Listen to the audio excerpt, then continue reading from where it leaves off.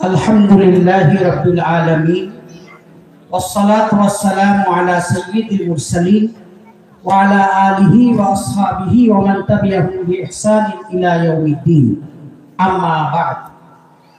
सम्मानित उपस्थिति, आज আপনারা জামিয়া নোমানিয়ার ডাকে ইমামে আজম কনফারেন্সে উপস্থিতি দিয়েছেন। আপনাদের সকলকে জানাই আহলান ওয়া সাহলান। যে সমস্ত উলামায়ে কেরাম এসেছেন কিংবা বিভিন্ন মসজিদের ইমামগণ এসেছেন, তাদের সকলকে জানাই খুশ আমদেদ। অন্যান্য যে সমস্ত সমাজদরদী শ্রোতামণ্ডলীরা এসেছেন, সকলকে ওয়েলকাম, স্বাগতম। আপনারা জানেন এই জামিয়া নোমানিয়া সমাজের একটি বহুমুখী সেবা প্রতিষ্ঠান। আপনারা যারা এই প্রতিষ্ঠানের প্রতি সুনজর রাখেন, তাদের সকলের জানার জন্য অশেষ ধন্যবাদ জানাচ্ছি।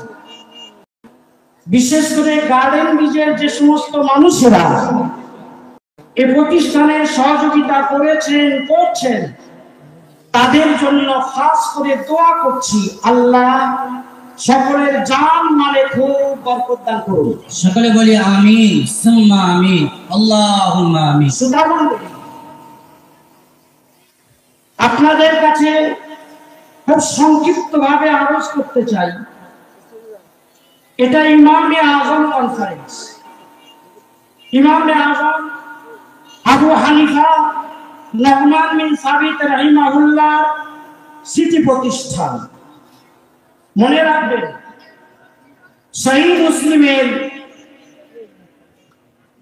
একদম সহিহ সনদে বর্ণিত হাদিস 6391 নম্বরে বর্ণিত আছে।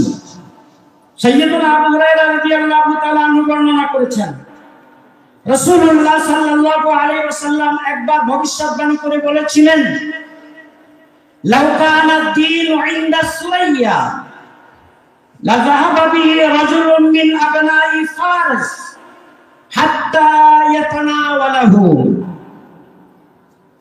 আমি আল্লাহর রাসূল বলছি, আমার এই দ্বীন ইসলাম যদি আকাশের দূরবর্তী সুরাইয়া তারকা রাজির কাছেও থাকে, তবুও পারস্যের এক মহামানব সেখান থেকে ইসলাম এনে মানুষের কাছে পরিবেশন করবে। মনে রাখবেন, ইমাম জালালউদ্দিন সুয়ুতী রাহিমাহুল্লাহ, ভারতরত্ন শাহওয়ালিউল্লাহ মুহাদ্দিস দেহলভী রাহিমাহুল্লাহ, মিয়াঁ নাজির হোসেন দেহলভী প্রমুখ মুহাদ্দিসগণ নিজেদের কিতাবে লিখেছেন, সহিহ মুসলিমের হাদিসের মধ্যে রাসূলুল্লাহ সাল্লাল্লাহু আলাইহি ওয়াসাল্লাম পারস্যের যে মহামানবের শুভাগমনের ভবিষ্যৎবাণী করেছিলেন, তিনি হলেন ইমাম আবু হানিফা রাহমাতুল্লাহি আলাইহি। সুবহানাল্লাহ। আমরা সেই হানাফি মাযহাবের মানুষ, ভুল বুঝবেন না, ভালো করে মনে রাখবেন, আমাদের ধর্মের নাম দ্বীন ইসলাম, আমাদের শরীয়তের নাম শরীয়তে মুহাম্মাদিয়া, আমাদের মাযহাবের নাম মাযহাবে হানাফি। এই মাযহাব নিয়ে এত সব বিস্তৃততা, এত সব অপপ্রচার, ভালো করে জানতে হবে মাযহাব মানে কি, কেন আমরা হানাফি মাযহাব অনুসরণ করি। মনে রাখবেন, মাযহাব মানে স্কুল অফ থট, মাকতাবে ফিকর, মতাদর্শ। আমরা হানাফি মাযহাবের মানুষ, তার মানে আমরা ইমাম আবু হানিফা রাহিমাহুল্লাহর মতাদর্শী মুসলিম। তিনি নিজের শাগিরদের সাথে নিয়ে কোরআন হাদিস গবেষণা করে মাসলা মাসাইল যেভাবে সুবিন্যস্ত করেছেন, আমরা আমাদের শরীর জীবন সেভাবেই যাপন করি, এজন্যই আমরা হানাফি। বর্তমানে এতেই হয়েছে এক শ্রেণীর মানুষের পেট ব্যথা। মাযহাব নিয়ে কত রকমের সমালোচনা, কত রকমের অপব্যাখ্যা, নাকি ইমাম আবু হানিফার মাযহাবের অধিকাংশ মাসালা কোরআন হাদিস বিরোধী। আজকে ইমামে আজম কনফারেন্সে আমি মোহাম্মদ নাসিরউদ্দিন চাঁদপুরীর দায়িত্ব নিয়ে বলছি, দুযুগের বেশি হয়ে গেল হাদিস পড়াতে, দুযুগের বেশি সময় কেটে গেল, অত্যাবধি হাদিস সমুদ্রের কোন একটি হাদিসও হানাফি মাযহাবের খেলাফ পাইনি। অনুরূপ ভাবে হানাফি মাযহাবের যত মাসলা আছে সমস্ত মাসলাগুলি কোরআন এবং হাদিসের অনুমোদনে আমি চাঁদপুরী দায়িত্ব নিয়ে বলছি। নারে তাকবীর, নারে তাকবীর। আহলুস সুন্নাহ ওয়াল জামাআহ ইমাম আবু হানিফা রাহিমাহুল্লাহ। সম্মানিত উপস্থিতি, ফিতনার যুগ, বিচলিত হবেন না, গলিপথে ঢুকবেন না। হানাফি মাযহাবের ব্যারিস্টাররা আজও জীবিত আছে। আপনারা একটু পরে দেখবেন যিনি আমাদের প্রধান অতিথি আল্লামা আব্দুল্লাহ মারুফি মুদাজ্জিলুল আলী, হাদিসের জাহাজ সুনানে তিরমিজির যে ব্যাখ্যা গ্রন্থ লিখেছেন, আপনাদের সামনে রাখা আছে 20 খণ্ডের হাদিসের কিতাব সুনানে তিরমিজির ব্যাখ্যা গ্রন্থ। একজন মানুষ চাগাতে পারবে না একটা কিতাব, এইরকম 1 ডজনের বেশি হাদিসের কিতাব তিনি লিখেছেন। বলুন সুবহানাল্লাহ। সুবহানাল্লাহ। উলামায়ে দেওবন্দ জিন্দাবাদ, নারে তাকবীর। জামি আজহার দারুল উলুম দেওবন্দ। প্যারে হাজির, যারা মাযহাবের বিরুদ্ধে বিশ্বগার করছে, মনে রাখবেন তাদের যত মশলা আছে আমরা সেই মশলাগুলি কোরআন হাদিসের সাথে মিলিয়ে দেখেছি। দায়িত্ব নিয়ে বলছি, সব জ্ঞানে বলছি, তাদের মশলাগুলোর গবেষণাগত গুণ আমরা আমাদের হানাফি কেল্লায় লিখিতভাবে সেসব কথা বলেছি। হানাফি কেল্লা কিতাবের 2টি খণ্ড 20টা মাসআলা আমরা লিখেছিলাম। বাংলা শান্তিপুরার মানুষেরা ওই কিতাবগুলি পড়ে যখন সঠিক পথের সন্ধান পাচ্ছিল, তারা মনে করলো এর জবাবে কিছু একটা লিখতে হবে। তারা বই লিখলো। 20টা মাসআলার মধ্যে মাত্র 4টি মাসআলার উপরে কলম চালিয়েছে, বাকি 16টা মাসআলা নিয়ে কোনো কিছু লিখতে পারেনি। নারে তাকবীর, নারে তাকবীর। সেই 4টি মাসআলা তারা যা লিখেছে, এর জবাবে আমরা লিখেছি হানাফির চাবুক। 10 বছর হয়ে গেল। আল্লামা আজিজুল হক কাসেমী সাহেব এসেছে, তাশরীফ ফরমা আছেন। হযরত বলেছিলেন, আমি মনে করি যে এমন পর্যন্ত এই কিতাবের জবাব তারা দিতে পারবে না। 10 বছর হয়ে গেল, তারা কোনো জবাব দিতে পারেনি। বোঝা গেল আমরা হানাফিরা হানাফি কেল্লায় আছি, হেদায়েতের উপরে আছি, সঠিক রাস্তায় আছি, সন্দিহান হওয়ার কোনো জায়গা নেই। আমাদের প্রতিটি মাসআলার পিছনে দলিল আছে, অকাট্য দলিল, সুস্পষ্ট দলিল এবং উলামায়ে হাক্কানীদের গবেষণা রয়েছে।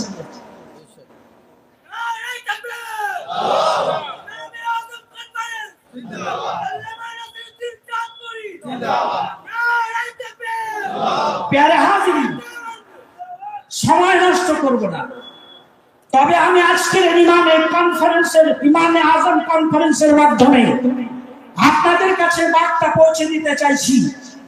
যারা মাযহাবের বিরুদ্ধে বিশ্বগার করছে, মনে রাখবেন তাদের সাথে আমাদের কিন্তু মৌলিকভাবে জোরে আমিন বলা, আস্তে আমিন বলা, কিংবা বুকে হাত বাঁধা, নাভির নিচে হাত বাঁধা, ইমামের পিছনে সূরা ফাতিহা পড়া না পড়া, রাফিয়াদাইন করা না করা, এক হাত দিয়ে মুসাফা করা কি দু হাত দিয়ে করা মৌলিকভাবে এই মশলার পার্থক্য নয়। আসল পার্থক্য হচ্ছে আকীদার পার্থক্য। তাদের আকীদা ভুল। আকীদাগত দিক থেকে তারা দারুণভাবে গুমরাহিতে রয়েছে, চরম ভুলে রয়েছে। উদাহরণস্বরূপ আল্লাহ সম্পর্কে তাদের ধারণা আল্লাহর হাত আছে, পা আছে, চেহারা আছে, আল্লাহ অঙ্গ বিশিষ্ট, আল্লাহর দেহ আছে। অতএব তারা হলো দেহবাদী মানুষ। আল্লাহর জন্য শরীর মানে, দেহ মানে, অঙ্গ মানে, হাত মানে, পা মানে, চেহারা মানে। আমরা আহলে সুন্নাহ ওয়াল জামাত বলেছি, কোরআন হাদিসে যেখানে আল্লাহর জন্য হাত বলা আছে, চেহারা বলা আছে, পা বলা আছে, কমর বলা আছে, এগুলো আল্লাহর সিফাত। সিফাত মানে যেমন আমরা বলি কোন দেশের যুদ্ধ হচ্ছে, তো আমরা বলি এর পিছনে আমেরিকার হাত আছে। আমেরিকার হাত আছে তো না, সত্যি সত্যি হাত। আমরা বলি আরে আস্তে কথা বল, দেয়ালেরও কান আছে। তার মানে কি কান? কান ধরে টানবেন?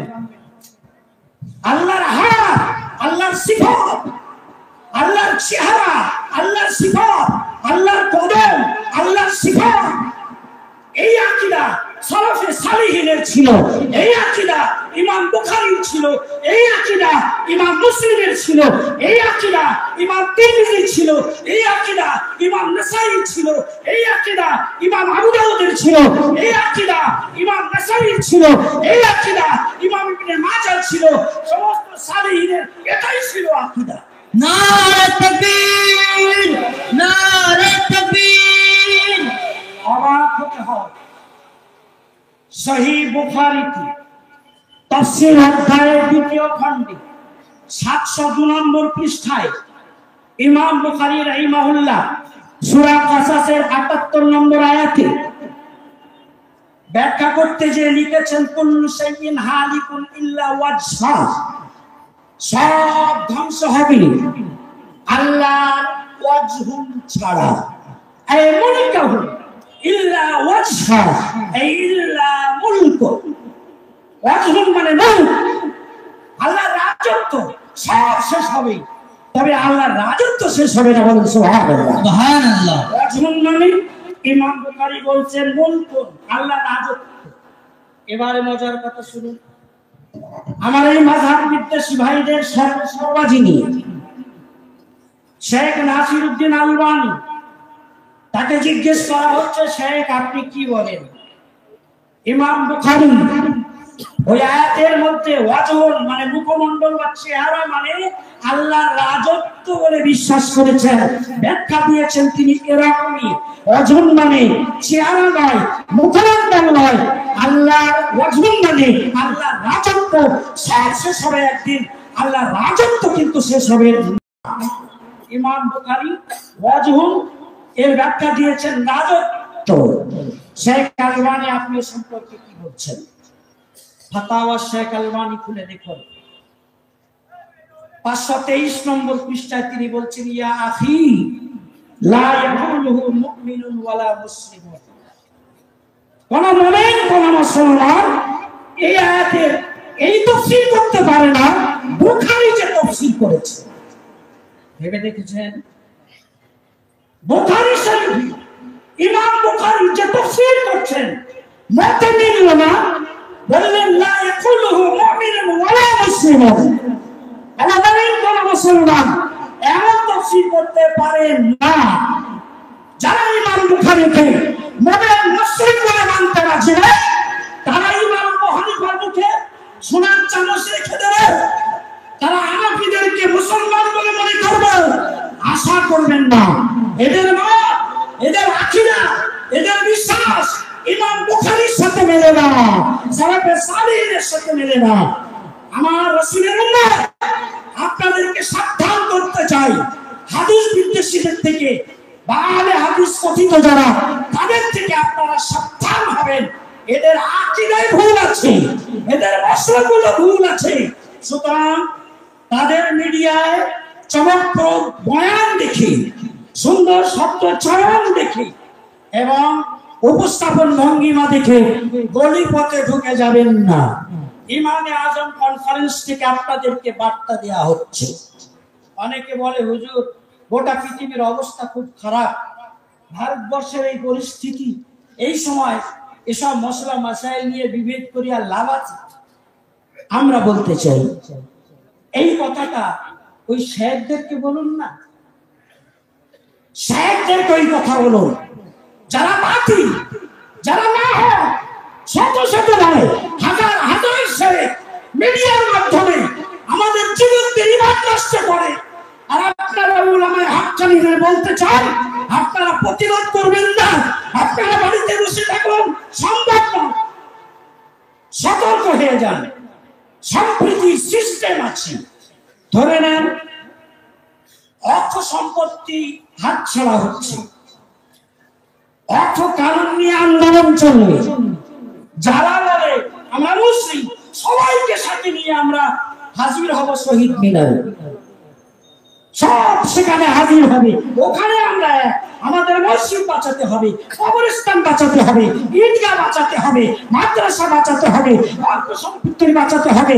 সব আকীদা আর মতপথের মানুষ আমরা মুসলিম সবাই সেখানে এক। তবে আমাদের মধ্যে আবার ৭৩টি দল আছে। সুনানে তিরমিজি ২৬৪১ হাদিসে বলা আছে কুল্লুহুম ফিন্নার ইল্লা মিল্লাতান ওয়াহিদা, সব জাহান্নামে যাবে, একটা দল জান্নাতি, সেটা মা আনা আলাইহি ওয়া আসহাবি, আমি রাসূল যে আকীদার উপরে আছি, যে আমলের উপরে আছি, যে সুন্নাতের উপরে আছি, আর আমার জামাতের সাহাবা যে তরিকার উপরে আছে, যারা সেই আহলে সুন্নাত ওয়াল জামাতের মানুষ, তারা হবে জান্নাতি, বাদ বাকি সব যাবে জাহান্নাম।